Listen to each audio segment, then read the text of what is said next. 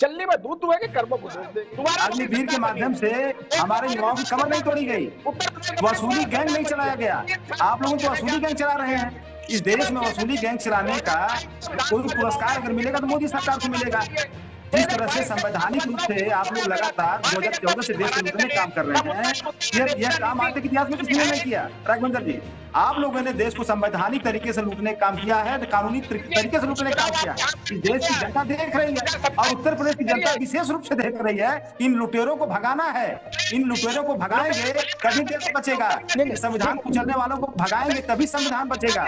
इन Agniveer paper leak करने वालों से भगाएंगे तभी देश बचेगा। दोनों लोग चुनाव लड़ने से पहले हार चुके। जय हिंद, जय मातृभूमि। स्वागत है दोस्तों एक और धमाकेदार डिबेट वीडियो में। आज अमिताभ जी ने कैसे बताया मुलायम सिंह को मुसलमानों के बीच का मौलाना मुलायम, और कहा कि अभी भी समाजवादी पार्टी का बेसिक ढांचा MOI पर टिका हुआ है। बाकी और भी जानने वाली बातें आगे वीडियो में देखिए।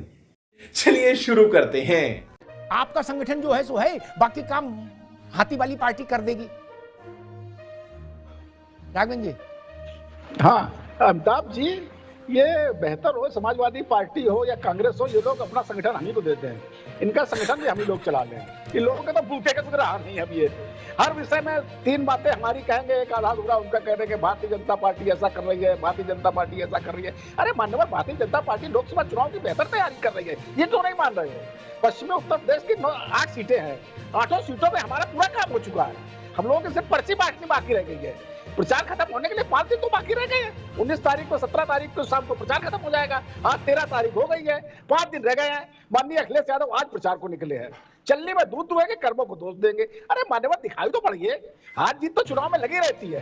भारतीय जनता पार्टी उत्तर प्रदेश में 2022 में विधानसभा चुनाव संपन्न हुए थे, तब से लेकर के आज तक 1 मिनट भी धैर्य से नहीं बैठी है। हम लोगों की लगातार हम लोग संगठनात्मक पहले ढांचा मजबूत किया, बड़े पैमाने में मंडल अध्यक्ष, वार्ड अध्यक्ष, जिला अध्यक्ष, अपने सभी इकाइयों को मजबूत किया, फेरबदल किया जो हो सकता था, उसको लेकर के बैठकें की। उसके बाद से लेकर आज तक उत्तर प्रदेश में लगभग 90% या 100% हो सकता है एक आध सीटों का हमें प्रत्याशी न मिल रहे, सभी प्रत्याशी मिल रहे हैं। हम लोगों की नियमित बैठकें हो रही हैं, हम लोगों के नियमित कार्यक्रम हो रहे हैं। माननीय नरेंद्र मोदी जी का उत्तर प्रदेश में 2 या 3 बार आगमन हो चुका है। योगी जी की 30 जनसभाएं उत्तर प्रदेश में हो चुकी है। तो भारतीय जनता पार्टी 80 के 80 लोकसभा जीतने का लक्ष्य लेकर के काम कर रही है। हम लोग उसे के आसपास सीटें जीतेंगे। ये लोग वास्तविकता स्वीकार नहीं कर रहे हैं। वास्तविकता ये है कि अखिलेश यादव हो, चाहे मायावती हो, चाहे कांग्रेस पार्टी हो, ये लोग एक भी सीट ये नहीं बता सकते हैं कि ये सीट मैं जीतने जा रहा हूँ। हम लोग 80 के 80 लोकसभा सीटें जीतने का लक्ष्य लेकर के काम कर रहे हैं। हम लोगों ने काम किया हुआ है। आज की तारीख में भारतीय जनता पार्टी का मुस्लिम वोट भी मिल रहा है। 2022 में 7% मुस्लिम वोट हमको मिला था। इससे पहले हमें मुस्लिम वोट यदा कदा मिल जाता था तो ठीक है, नहीं हमको मुस्लिम वोट नहीं मिला है। आज की तारीख में 7% 2022 में मिला है, और आगे आने वाले चुनाव में जो अभी चुनाव लोकसभा का हो रहा है, इसमें हमें बड़े पैमाने में मुस्लिम वोट मिलेगा, क्योंकि लोगों की कारगुजारियां देखी जा चुकी है। अखिलेश यादव MOI के आधार पर राजनीति करते रहे हैं। जरा बताएं मुसलमानों को क्या देते रहे हैं? मुझे याद है कानपुर के चमनगंज चौराहे पर माननीय मुलायम सिंह यादव की सरकार गई थी, तो इन लोगों ने नौजवानों से कहा था मुस्लिम कि आप लोग अवैध हथियार रखिए। ये मुस्लिम तुष्टिकरण इस हद तक ये लोग करते हैं। अभी इन लोगों ने आतंकवादियों के लिए, अखिलेश यादव जी 2017 में मुख्यमंत्री थे, इन्होंने आतंकवादियों को छुड़वाने के लिए इलाहाबाद हाईकोर्ट में हलफनामा दिया था। भला वो हाईकोर्ट ने जो उनको फटकार लगाई थी, कहा था इनको छुड़वा करके आपका पदोन्नति देंगे, तब ये वापस आए थे। इनकी तुष्टिकरण तो इस हद तक होती है। मुसलमान वर्ग बड़ी प्रकार से जान गया है इनका भला। समाजवादी पार्टी, बहुजन समाज पार्टी कांग्रेस से होने वाला नहीं है। कांग्रेस का ही बता देते, कांग्रेस के प्रधानमंत्री बोला करते थे मन से कि जो देश के संसाधनों में पहला हक मुसलमानों का है। ठीक है, मुस्लिम पर तो बेवकूफ समझ रखा है क्या? हम लोगों की जितने भी अंत्योदय की योजनाएं हैं, हम लोगों ने उसमें भर भर के मुस्लिम समाज को काम दिया हुआ है। चाहे मकान को लेकर के हो, शौचालय लेकर के हो, अन्न वितरण लेकर के हो, किसान सम्मान निधि लेकर के हो, हम लोगों ने जितने % मुसलमान है उससे बढ़ करके उनको लाभ पहुंचाया हुआ है। ठीक है राघवेंद्र भाई, पार्टी जो ठीक। नाविश को एक बुनियादी सवाल जो बहुत जरूरी है, मैं बहुत नीचे तक सीटों पर उलझना नहीं चाहता, मैं एक बड़े नैरेटिव को समझना चाह रहा था, इसके लिए बहस रखी थी। मुलायम सिंह यादव ने मुख्यमंत्री रहते हुए अयोध्या में जो फैसले लिए, उन फैसलों ने मुलायम सिंह को मुसलमानों के बीच में, तो सीधी सीधी करो, कहीं चाशनी में लपेट के नहीं, सीधी बात कर रहे हैं, मुलायम सिंह यादव को मौलाना मुलायम बना दिया। ठीक, और मुसलमानों में वो मुसलमान नेताओं से ज्यादा भरोसेमंद चेहरा हो गए। इस बात को समझिए। मुसलमानों में, मोहित पठान आप भी, मुसलमानों में अगर कोई गैर मुस्लिम सबसे बड़ा चेहरा था उत्तर प्रदेश में, तो that was only Mulayam Singh Yadav, क्योंकि मुसलमान कहता था कि हमने इनको परख लिया। ठीक, अखिलेश यादव ने अभी ऐसा कोई इम्तिहान तो दिया नहीं मुसलमानों के लिए क्या? भाई मुलायम सिंह तो कहते थे कि हमने तुम्हारे लिए मौलाना होना मंजूर किया क्या? अखिलेश यादव के छोटे से राजनीतिक जीवन में तो अभी कोई ऐसा अवसर आया नहीं। एक और जब आप मुलायम सिंह नहीं हुए अभी किसी ने अखिलेश यादव को तो मौलाना अखिलेश कहा नहीं, तो आपको आजम खान की जरूरत है। मुलायम सिंह तो मौलाना मुलायम हो गए थे, फिर भी वो आजम खान को आजम साहब कह के हमेशा साथ रखते थे। अखिलेश यादव अभी मुलायम सिंह नहीं हो पाए और आजम खान अलग और ये अलग रास्ते पर। ये स्थिति क्या है नावेशी को? समाजवादी देखिए तर्क आप कुछ भी दें, लेकिन मूल बात है समाजवादी पार्टी का बेसिक ढांचा अभी भी एमवाई पर टिका है। ये हिलेगा तो मेज पलट जाएगी। देखिए जो आधार होता है ना, जो जमीन होती है ना, वो जमीन उसका महत्व हमेशा रहता है। जिस जमीन के ऊपर, जिस नींव के ऊपर इमारत बनती है, अगर उस जमीन को नजरअंदाज कर देंगे तो पूरी इमारत ढह जाती है। देखिए ये बात बिल्कुल सही है कि मुस्लिम यादव एमवाई समीकरण के ऊपर समाजवादी पार्टी उभरी है। और जो बात आपने मुलायम सिंह जी और अखिलेश जी के बारे में कही, दोनों में बुनियादी अंतर इसलिए है कि मुलायम सिंह एक मुस्लिमों के सबसे बड़े नेता हो गए थे, उनको मुल्ला मुलायम लोग कहने लगे थे, सबसे बड़े सरपरस्त हो गए थे मुसलमानों की, और मुसलमान उनको बहुत मानते थे और हमेशा मुसलमानों की वो बात करते थे। लेकिन अखिलेश यादव मुसलमानों की बात इसलिए नहीं करते हैं, उनको आजम खान की जरूरत इसलिए नहीं है, उसका कारण है स्थितियों परिस्थितियां बदल गई हैं। मुलायम सिंह को लगता था कि अगर मुसलमानों को हम दोनों हाथों में नहीं पकड़े रहेंगे तो कोई छिटक के कांग्रेस में फिर वापस चला जाएगा, कोई एक उभरती हुई पार्टी बसपा में चला जाएगा, कोई कहीं चला जाएगा, भाजपा में तो नहीं जाने वाला। बाकी धर्मनिरपेक्ष नाम के कई दल हमेशा हर दौर में पैदा रहते होते रहे और कांग्रेस हमेशा रहेगी। ऐसे में आज की स्थिति अलग हो गई है। आज की स्थिति उत्तर प्रदेश में सिर्फ बीजेपी है और अखिलेश यादव को लगने लगा है कि मुसलमान बीजेपी में कभी नहीं जाएंगे, दूसरा विकल्प कोई है नहीं। कांग्रेस हाशिए पर है और बसपा उभर नहीं पा रही है, लगातार उसका ग्राफ नीचे जा रहा है। तो अखिलेश को लगने लगा कि हमें आजम खान और मुस्लिम परस्ती की जरूरत क्यों है? मुसलमान जाएगा तो कहां जाएगा? आखिरकार मुझसे नाराज होकर भी मुझे वोट देगा, इसलिए हम मुस्लिम परस्ती करेंगे तो भारतीय जनता पार्टी ताना देगी। इसलिए हमें मुस्लिम परस्ती किए बिना, आजम खान की खुशामद किए बिना मुसलमानों का वोट मिलना है, तो आखिर हम क्यों मुलायम सिंह बन जाए, हम क्यों मुल्ला मुलायम कहलाएं? तो मुख्य बात यह है। दूसरी बात सबसे अहम है, जिस बात आपने कही मुरादाबाद रामपुर, ये बात बिल्कुल सही है कि इन सीटों को लेकर जो तकरार हुई, टिकट बंटने में और तय होने में जो तमाम डिस्प्यूट पैदा हो रहे हैं, उसका असर तमाम पश्चिम की सीटों पर पड़ेगा, ये बात तय है।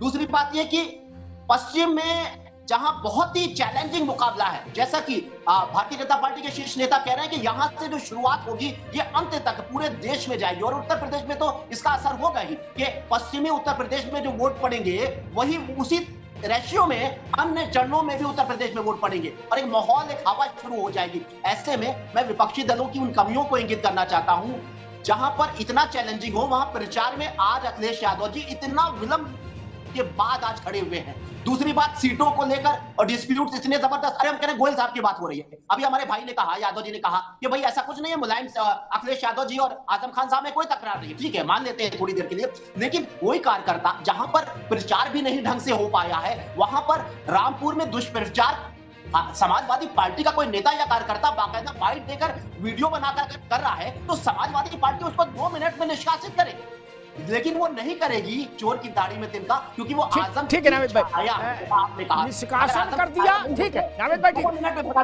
ठीक। अगर निष्कासन, अशोक जी के पास अगर निष्कासन कर दिया गोयल का, तो अभी जो रार कमरे के अंदर है वो चौराहे पे आ जाएगी। मोइन पठान मेरी बात से सहमत होंगे, बोलेंगे नहीं क्या? रामपुर की सड़कों पे भांगड़ा होने लगेगा, आप इधर निष्कासित करो गोयल को। अशोक जी ये बात भी ठीक है, अगर गोयल पार्टी लाइन को तोड़ रहे हैं तो बूथ लेवल के कार्यकर्ता तो है नहीं गोयल। 10 साल रामपुर को में संगठन को हेड कर रहे थे गोयल। आजम खान के बिल्कुल पॉकेट के आदमी है, कान में बात करने वाले। अगर वो अनुशासन तोड़ रहे हैं और इसका संकेत गलत जा रहा है और ऐसा मैसेज जा रहा है कि आजम खान और अखिलेश जी में कुछ तनाव है, तो इनको निकाल बाहर क्यों नहीं कर दिया?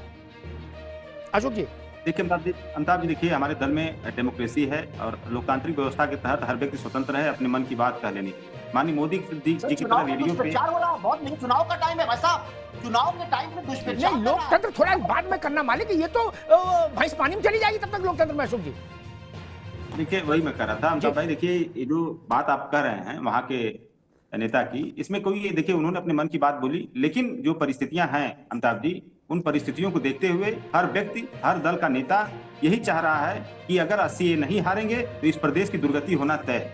हम लोगों की आपस में छोटी मोटी जो भी बातें हैं अमिताभ जी, वो बातें हम लोग सुलझा लिए हैं, उसमें कोई दिक्कत नहीं है। लेकिन वो भी ये जान रहे हैं, अब पूरी रामपुर की जनता जान रही, मुरादाबाद की जनता जान रही है कि अगर दोबारा सत्ता में आ गए तो इस देश के युवाओं को अग्निवीर के माध्यम से कमर फिर तोड़ेंगे, इस देश के युवाओं को पेपर लीक के माध्यम से कमर फिर तोड़ेंगे और लगातार नहीं भारतीय जनता पार्टी 80 सीटें। अशोक जी मसला वो नहीं, मसला आजम खान का है, पेपर लीक तो बाद में। राघवेंद्र चल देते हो।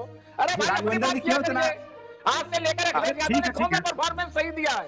बताइए 2012 में जब मुख्यमंत्री बने थे 17 कम से कम पेपर लीक नहीं हुआ राघवेंद्र जी, कम से कम 7 सालों में 9 बार पेपर लीक नहीं हुआ। अग्निवीर के माध्यम से हमारे युवाओं की कमर नहीं तोड़ी गई, वसूली गैंग नहीं चलाया गया। आप लोगों को वसूली गैंग चला रहे हैं। इस देश में वसूली गैंग चलाने का कोई पुरस्कार अगर मिलेगा तो मोदी सरकार को मिलेगा।